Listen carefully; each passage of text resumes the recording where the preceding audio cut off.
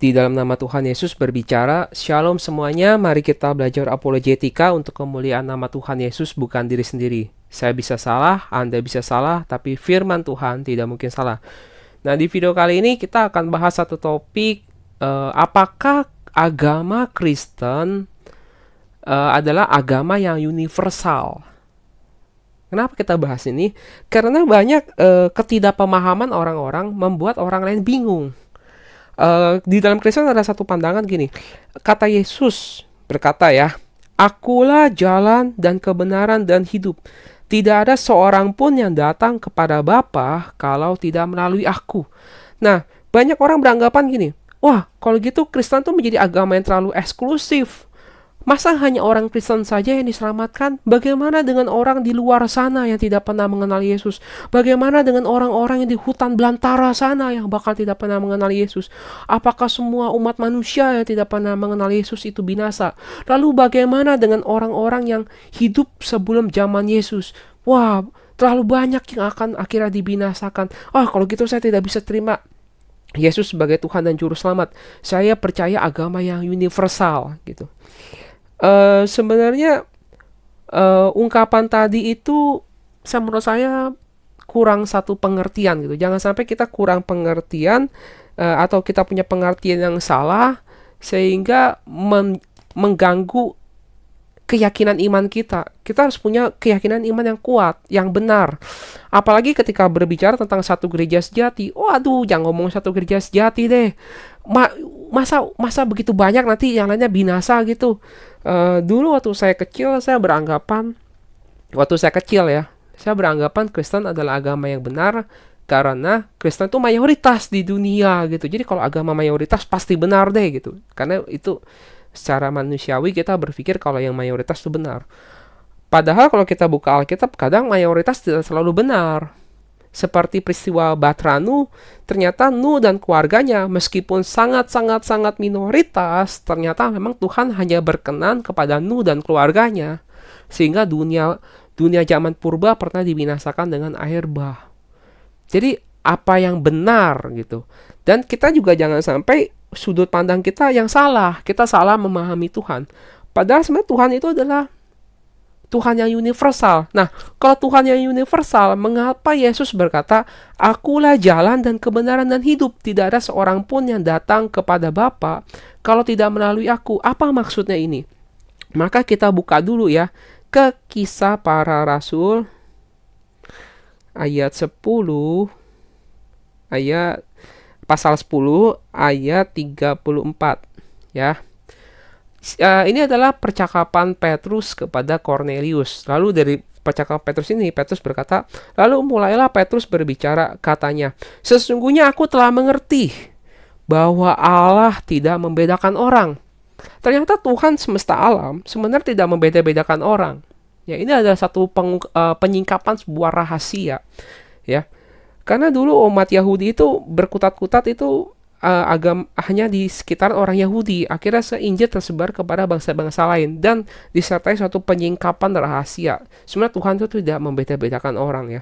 Setiap orang dari bangsa manapun yang takut akan Dia dan yang mengamalkan kebenaran berkenan kepadanya. Ya, catatan ya. Setiap orang dari bangsa manapun yang takut akan Dia, akan Tuhan ya, dan yang mengamalkan, ada kata garis-garis bawah, mengamalkan kebenaran berkenan kepadanya. Jadi kalau orang mengamalkan kebenaran, baik itu dari bangsa manapun ya, kalau dia mengamalkan kebenaran, maka dia berkenan di hadapan Tuhan. Nah, contohnya siapa? Contoh nyatanya ya. Contoh nyatanya adalah kita buka dari Alkitab. Kita buka kitab Ayub 1 ayat 1. Ayub 1 ayat 1, ada seorang laki-laki di tanah Uz bernama Ayub. Orang itu saleh dan jujur. Ia takut akan Allah dan menjauhi kejahatan. Nah, sebagai catatan, Ayub ini bukan dari bangsa Israel. Ayub bukan orang Yahudi ya. Ayub ini bisa dikatakan ya bangsa-bangsa lain gitu. Dia orang yang tinggal di tanah Uz. Ada orang bernama Ayub. Jadi Ayub ini pastinya bukan orang bersunat. Ya, dia bukan orang yang menerima hukum Taurat, bukan. Dia adalah seorang manusia yang mengenal Tuhan Sang Pencipta, dan dia dikatakan saleh. Kesalehan Ayub dikonfirmasi oleh Tuhan. Ayat 8, lalu bertanyalah Tuhan kepada iblis, apakah engkau memperhatikan hambaku Ayub, sebab tiada seorang pun di bumi seperti dia, yang demikian saleh dan jujur, yang takut akan Allah dan menjauhi kejahatan. Nah, perlu kita ingat ya, Ayub ini hidup bukan di zaman Tuhan Yesus. Artinya, semasa hidup Ayub, Ayub belum pernah bertemu dengan Tuhan Yesus secara raga manusianya. Saat Yesus datang 2000 tahun yang lalu, Ayub belum sempat bertemu. Jadi Ayub, tentu saja Ayub belum dibaptis, Ayub juga belum menerima Yesus sebagai Tuhan dan Juru Selamat. Bahkan Ayub belum menerima sunat. Nah, pertanyaan adalah, siapa pendeta mana yang berani mengatakan Ayub masuk neraka? Saya rasa nggak ada seorang pendeta pun yang berani bilang Ayub masuk neraka. Nah, kalau gitu, Ayub bagaimana bisa diselamatkan? Kan dia belum pernah mengenal Yesus. Dalam hidup Ayub, Ayub belum pernah mengenal Yesus. Ayub mengamalkan kebenaran. Kebenaran di hadapan Tuhan. Hidup dia berkenan di hadapan Tuhan. Dan Tuhan mengkonfirmasi bahwa Ayub adalah orang yang saleh. Nah, apakah ayat ini bertentangan dengan ayat yang pertama yang kita baca? Bahwa Yesus adalah satu-satunya jalan keselamatan dan hidup. Apakah ayat ini bertentangan? Tentu saja tidak, asalkan kita punya pemahaman yang jelas. Kenapa tidak bertentangan?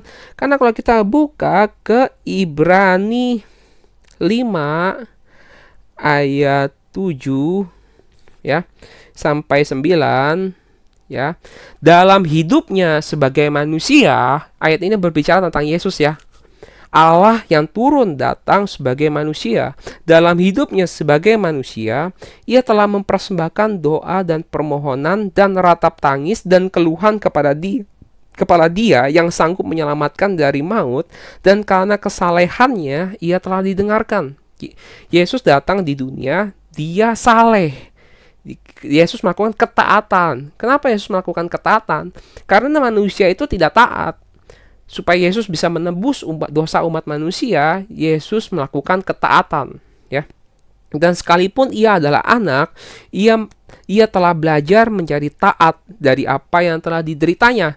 Ini sekaligus menjawab segala macam pertanyaan, mengapa Yesus berdoa, mengapa Yesus begini, mengapa Yesus gitu. Karena Yesus sebagai manusia, dia Allah yang mengosongkan dirinya menjadi sosok, mengambil rupa seorang hamba, menjadi sosok seorang manusia. Dan dalam dirinya sebagai anak manusia, dia melakukan ketaatan. Karena manusia berdosa akibat manusia tidak taat. Oleh karena itu, Yesus menebus dosa, Yesus melakukan ketaatan, ya, yang kontranya ya. Dan sesudah ia mencapai kesempurnaannya, ia menjadi pokok keselamatan yang abadi. Ya, kata kuncinya adalah Yesus menjadi pokok keselamatan yang abadi, eternal ya, eternal salvation ya. Yesus menjadi pokok keselamatan yang abadi bagi semua orang yang taat kepadanya. Keselamatan Yesus itu kekal, dulu, sekarang, sampai selama-lamanya. Jadi semua orang yang taat kepadanya, baik itu dari sejak zaman Adam dan Hawa, baik itu zaman Ayub, baik itu zaman Abraham, Ishak, Yakub, Musa, siapa lagi, Daud, tokoh-tokoh perjanjian lama, atau mungkin orang-orang yang sama sekali belum pernah mengenal Yesus sebagai Tuhan dan Juru Selamat, tetapi hidup berkenan di hadapan Tuhan, bisa saja diselamatkan oleh Tuhan. Karena keselamatan yang Tuhan sediakan itu kekal. Kekal. Tapi ada catatan bagi semua orang yang taat kepadanya. Mengapa dikatakan taat kepadanya? Sedangkan zaman Abraham, zaman Ishak, zaman Yakub, zaman Ayub, kan Yesus belum datang ke dunia. Nah, inilah adalah satu pengenalan bahwa Yesus Tuhan yang kita kenal ini adalah Tuhan Allah. Tuhan Allah yang kekal. Makanya Yesus mengatakan, sebelum Abraham ada, aku telah ada. Bahkan sebelum dunia ada, Tuhan Yesus sudah ada. Karena dia adalah Tuhan Allah. Yesus adalah Tuhan Allah itu sendiri. Dia adalah YHWH itu. Adonai Elohim. Yesus adalah Tuhan yang kekal itu. Ya. Karena Yesus adalah Tuhan yang kekal, maka semua manusia yang hidup mengamalkan kebenaran dan percaya kepadanya, taat kepadanya, dapat memperoleh kesempatan untuk hidup kekal. Dengan mengamalkan kebenaran, ya kata kuncinya ya. Dengan mengamalkan kebenaran. Seperti Ayub. Ayub memang tidak punya kesempatan untuk mengenal Yesus secara langsung. Tetapi hidup Ayub dengan pengetahuan yang Ayub tahu tentang Tuhan, Ayub berusaha untuk hidup benar di hadapan Tuhan menurut pengetahuan yang dia tahu. Maka Ayub dikatakan orang yang saleh. Dikatakan orang yang saleh. Nah, bagaimana, apakah ayat ini membuktikan kalau gitu kita nggak usah percaya Yesus dong? Kita cukup percaya Tuhan semesta alam saja? Tidak bisa. Kenapa? Kalau ketika Yesus sudah datang, sudah menyatakan dirinya, jika semua orang sudah diberitakan tentang kebenaran tentang Yesus, tetapi menolak Yesus, maka akan ditolak Tuhan juga. Kenapa? Kalau kita buka ke Yohanes 12 ayat 4-8 ya. Yohanes 12 ayat 4. Yohanes 12 ayat 48. Mohon maaf ya. Yohanes 12 ayat 48 ya. Barang siapa menolak aku, artinya menolak Yesus ya. Tidak menerima Yesus ya. Dan tidak menerima perkataanku, ia sudah ada hakimnya, yaitu firman yang telah kukatakan. Itulah yang akan menjadi hakimnya pada akhir zaman. Jadi, ketika seseorang itu meskipun dia mencoba beribadah seperti orang Yahudi ya, mencoba mendirikan kebenaran sendiri, dia menolak Yesus, lalu dia coba membenarkan diri dengan ibadah mereka. Dengan dia menolak Yesus, maka orang-orang Yahudi saat itu pun tidak selamat. Meskipun yang dia sembah adalah Tuhan Allah Israel, kalau dia menolak Yesus, menolak artinya sudah diberitakan, sudah mengenal, tetapi menolak, maka jadi tidak selamat. Dan kata Tuhan Yesus adalah, yang menjadi hakimnya adalah seluruh perkataan firman Tuhan. Baik itu firman Tuhan yang Tuhan tercatat di dalam hukum-hukum Tuhan, di dalam Torah, di dalam kitab perjanjian lama, juga termasuk hukum-hukum Tuhan yang Tuhan ukir di dalam hati kita. Yang dalam hati nurani kita tahu. Kalau menjahati orang kan tidak boleh, membunuh tidak boleh, mencuri tidak boleh, kan Tuhan tahu. Kita berbohong tidak boleh, tapi manusia seringkali berbohong kan. Itu akan menjadi hakimnya, dan upah dosa adalah maut. Jadi kalau menolak Yesus, maka Tuhan akan menolak dia, tidak akan menyelamatkan dia. Maka manusia yang menolak Yesus akan menemui kebinasaan. Menolak ya. Menolak itu bukan tidak tahu. Kalau Ayub tadi contoh Ayub tidak sempat mengenal Yesus. Ayub semasa hidupnya tidak sempat mengenal pribadi Yesus langsung nih. Zamannya berbeda. Tetapi kalau umat Yahudi, ahli-ahli Taurat, orang-orang Farisi yang sudah bertemu Yesus, dan mungkin di zaman sekarang masih banyak orang-orang yang sudah mengenal Yesus, tetapi menolak Yesus, maka Tuhan Yesus akan menolak dia. Mengapa? Kok menolak Yesus bisa membawa konsekuensi kebinasaan? Mengapa menolak Yesus bisa membawa konsekuensi kebinasaan? Sebab kalau kita buka ke Yohanes 1 ayat 9 ya. Terang yang sesungguhnya yang menerangi setiap orang sedang datang ke dalam dunia. Ia telah ada di dalam dunia dan dunia dijadikan olehnya.